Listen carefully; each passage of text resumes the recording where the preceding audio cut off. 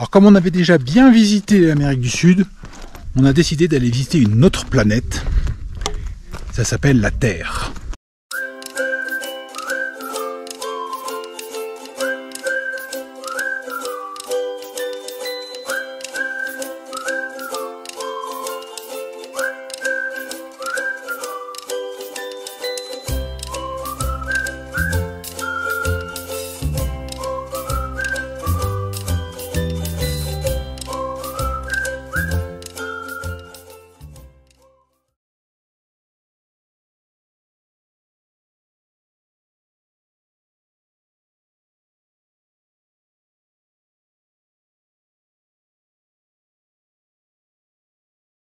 Pour commencer, nous allons faire un petit tour sur la Lune, direction le parc Ishi-Galasto et sa vallée de la Lune.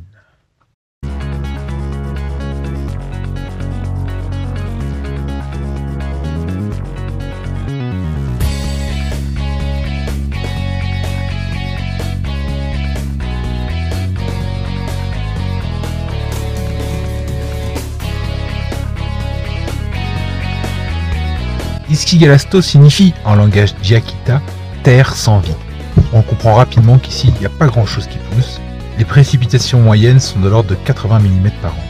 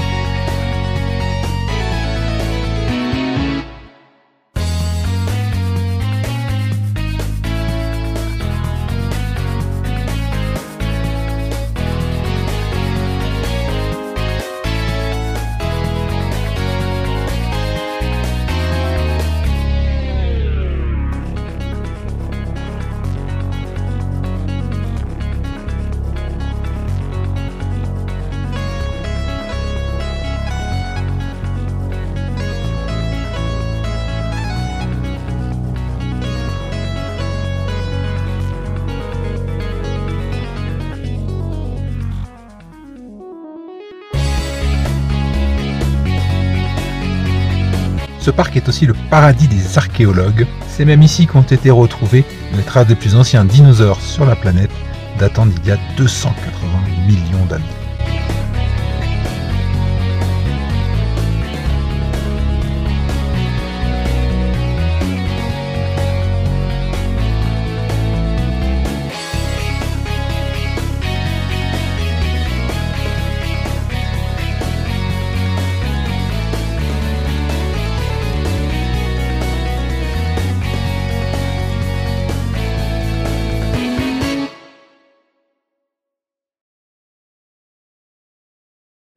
Cette semaine, c'est la semaine sainte, c'est donc la semaine des processions, et on va en profiter pour faire une petite procession au Paso San Francisco, sur la route des 6000, la route des 6000, une route magnifique qui monte quand même jusqu'à 4800 mètres d'altitude et qui permet de découvrir une quinzaine de pics et de volcans qui culminent à plus de 6000 mètres. Nous partons donc du petit village de Fiambala, situé à 1500 mètres d'altitude, et nous nous préparons à une ascension de plus de 3000 mètres de dénivelé.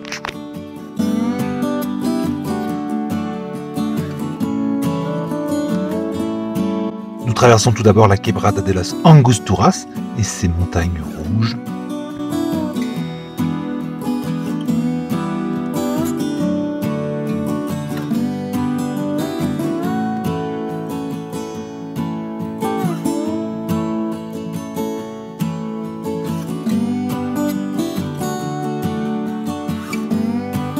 Et après une petite étape d'acclimatation à 3700 mètres d'altitude, nous découvrons la Puna argentine.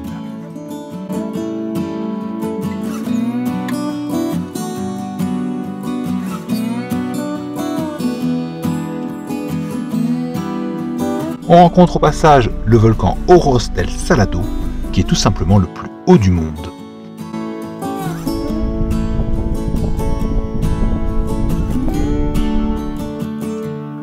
Enfin, nous arrivons au poste frontière avec le Chili, où nous sommes accueillis par les deux majestueux volcans San Francisco et Incahuasi.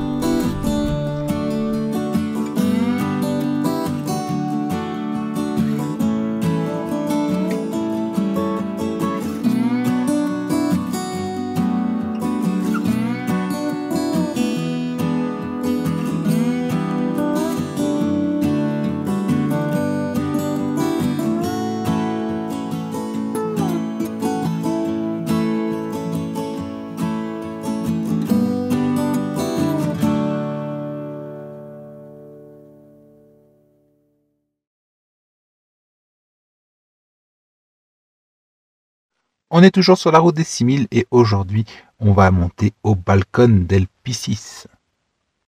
Nous voici donc partis sur une piste d'une 50aine de kilomètres au milieu du désert et des lagunes d'altitude.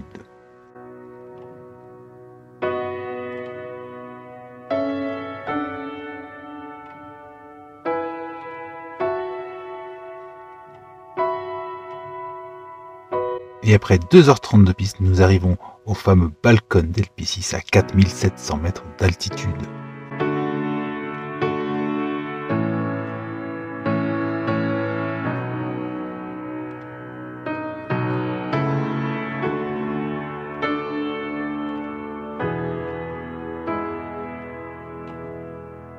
De là-haut, la vue est tout simplement à couper le souffle.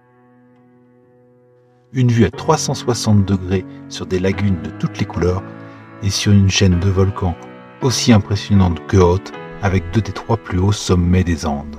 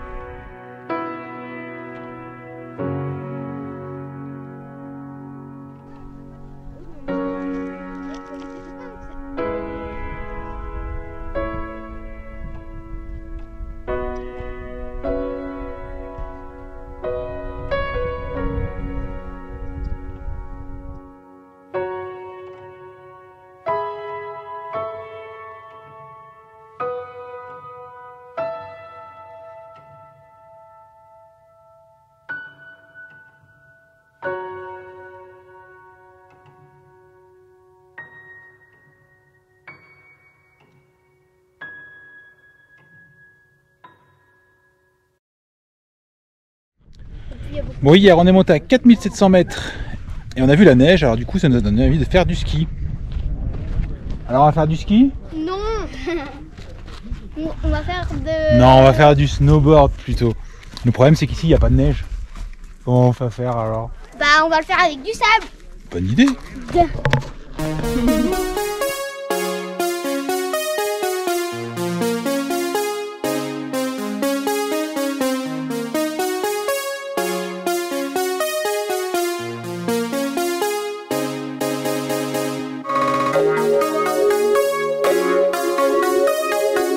Dans cette région, il y a également les dunes de sable les plus hautes du monde.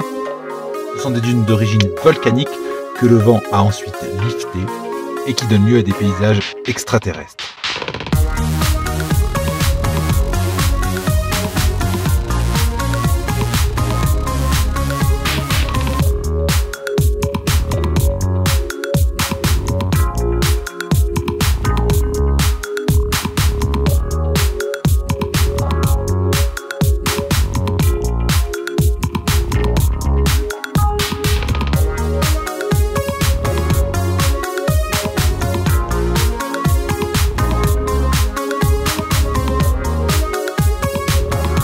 C'est l'occasion pour nous de s'initier à une nouvelle discipline, le sandboard.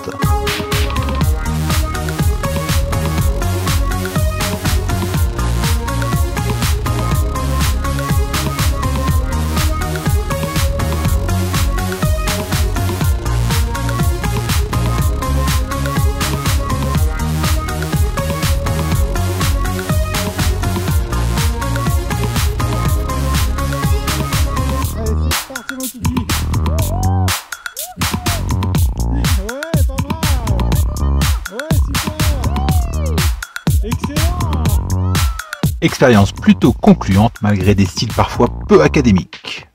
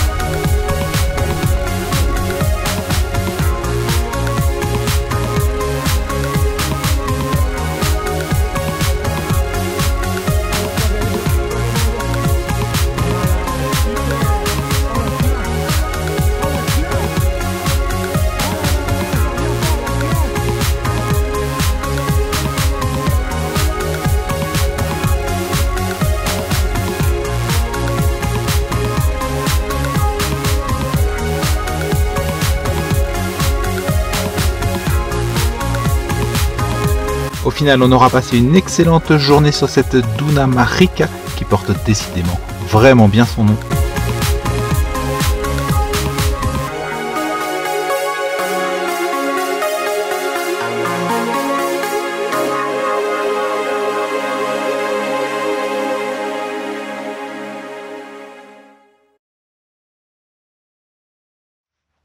Nous sommes à El Peñón, un petit pueblo perdu au milieu de la Puna argentine, entre désert et volcan, et on va aller y voir des trucs complètement branques, des paysages sortis d'une autre planète. Et aujourd'hui, on troque le camping-car contre un 4x4, direction le cratère le plus large du monde. On va au volcan Galan. Le volcan Galan est un volcan actif, mais en sommeil. Il culmine à 5900 mètres d'altitude. Mais sa caractéristique principale, c'est d'avoir la plus grande caldeira du monde. Son chemin d'accès est plutôt difficile, mais il permet de dévoiler de jolies lagunas, comme cette Laguna Grande.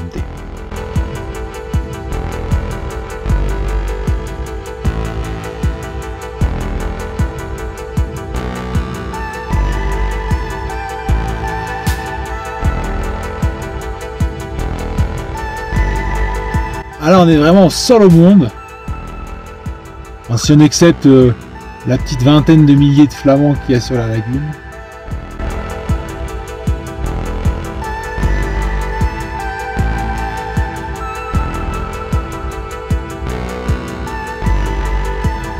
La caldeira du volcan Galan, c'est 45 km de diamètre. C'est tellement grand qu'on peut la traverser sur toute sa largeur. On y trouve des fumerolles et 3 lagunes, dont la magnifique Laguna Diamante.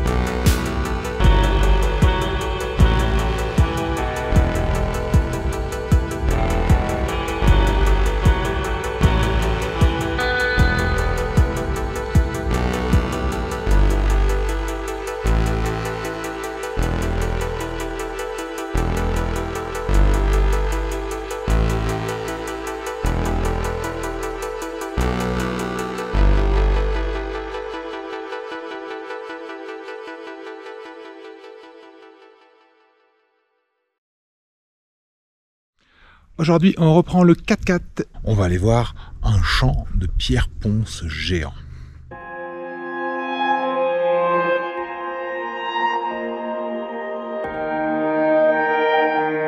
Nous sommes à 3000 mètres d'altitude et aujourd'hui encore, on évolue dans des décors de rêve.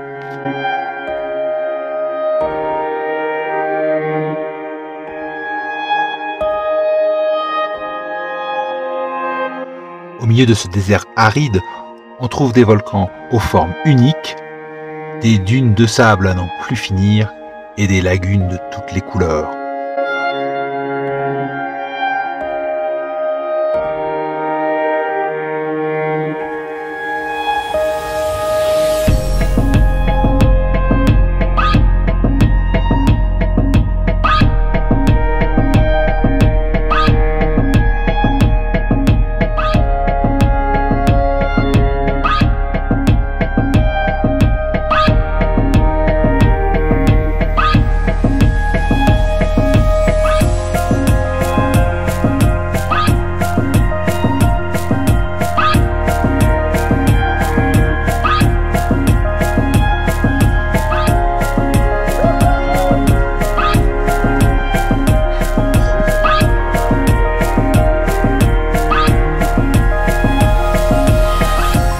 Dommage, on n'a pas emmené les planches de sandboard.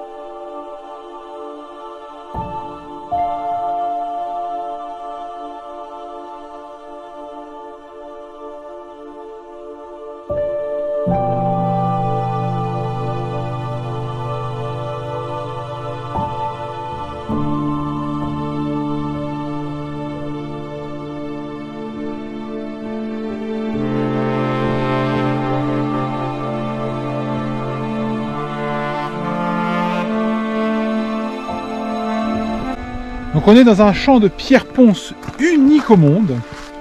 C'est le volcan Blanco qui a une éruption particulière et qui a craché tout ce matériel volcanique, mais que de la pierre ponce, à perte de vue sur 25 km de long, sur 12 km de large.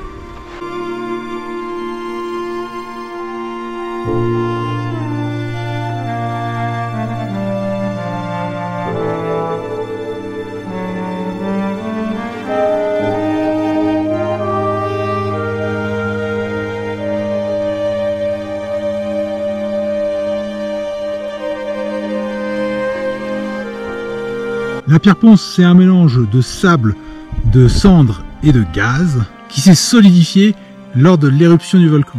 Ici en plus on a l'oxyde de fer qui est remonté à la surface, qui donne cette petite couleur orangée. On a l'impression de marcher sur de la meringue.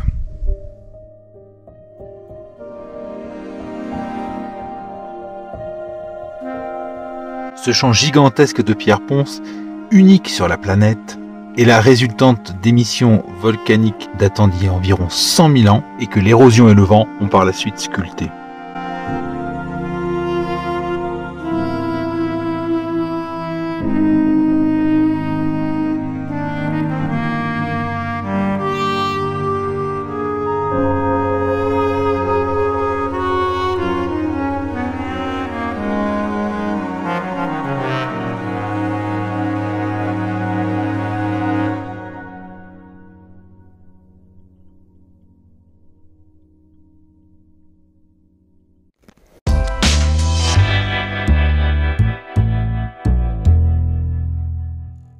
L'inconvénient c'est qu'ici, il n'y a pas de télésiège.